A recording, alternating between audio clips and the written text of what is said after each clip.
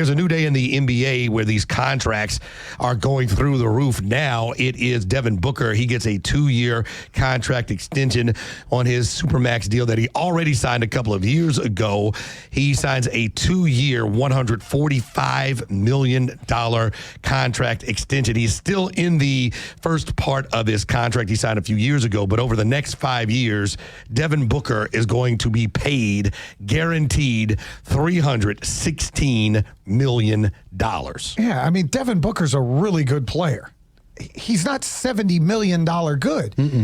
Tell me what Phoenix did in the postseason this year. They didn't make it. Oh, that's right. With Kevin Durant, Devin Booker, and Bradley Beal, they didn't make the playoffs. They got their coach fired. When Budenholzer out there, Coach Bud, I think, got whacked when he was out there. I don't get that kind of contract. You want to give Shai Gilgeous-Alexander a Supermax deal, fine. He's the MVP. He's the finals MVP. He's the playoff MVP. He's a world champion. Cool. I'm all right with that.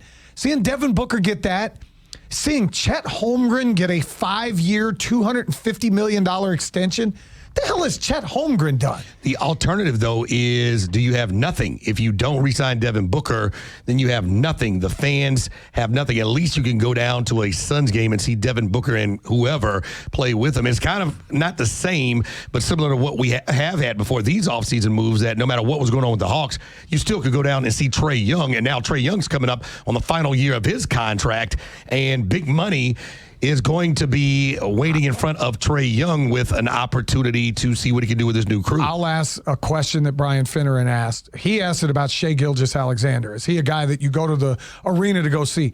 Are you going down to see Devin Booker? Not for one second. No.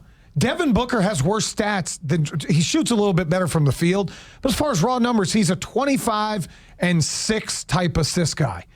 Trae Young has better numbers. So if you really want to think about what the Hawks are going to pay, there's your blueprint. Right. That's what they're going to have to pay if you want to keep Trae Young. Now, Trae Young has led the NBA in assists. No doubt. He has been a guy who has, been at least something that fans can look forward to every year, no matter what's going on. He's dealt with a lot of injuries around him with his, the crews that are supposed to help him throughout the last 7 years. And so he is coming up on that kind of money. Now, when you do that, that means that him and maybe one other person will eventually get paid, and you have a lot of young talent with Dyson Daniels, with Jalen Johnson, with Zachary Risache down the line. You got a guy making $316 million. You can't expect teams to come in there and pay a guy like that $70 million. And at 32, 33 years old, whatever they're going to be. Think about LeBron James. If you wanted LeBron James, he just opted into $52.5 million.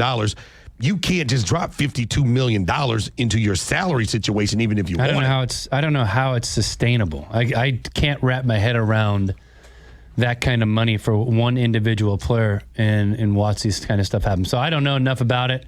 I don't necessarily want to know enough about it. Well, they've lost me, and they continue to lose me. They keep doing stuff like this. The one thing you should know is that no matter what you think about the game or what irks you, NBA players get what they're worth. They get 50% of the revenue.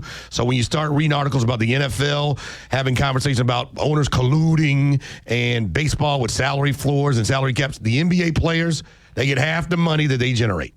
And they've negotiated the collective bargaining agreement in the NBA runs through the 2029-2030 season. There is the ability to opt out in 28-29. If either party exercises the opt-out, the CBA's term will conclude at that point. So, you could see, I could very well see owners in the 28-29 season going, we're opting out, and we're going to have to redo this. Something needs to be changed. They hate this second apron. They hate the fact that they can't put together super teams right now without this apron. And players are making $70 million. I'm sorry, $70 million for Devin Booker is too damn much. $1 million a game. Yeah, that's what it comes down to. Just about, yeah. No, just about. He's not playing 82 games. All right, he'll play 73, 72, 75, 68 games. So you're getting $1 million for 37 minutes of work. That's right. Yeah. But that's been negotiated. That's good lawyering. Yeah, but everything's negotiated. Right. NFL makes 48 and change of. Yeah, but you just read an article 53 players earlier where the owners didn't even want to talk about guaranteed money. You can't do guaranteed money in the NFL. It doesn't make sense. Right. So I'm just saying, as a player, the NBA players have the best setup clearly when Devin Booker is getting $70 million or $1 million a game, and NFL players still are fighting for rights to make sure a third rounder can pay his bills. And I think that's don't give me that nonsense. I think that's where fans, honestly, I think that's where fans have a disconnect.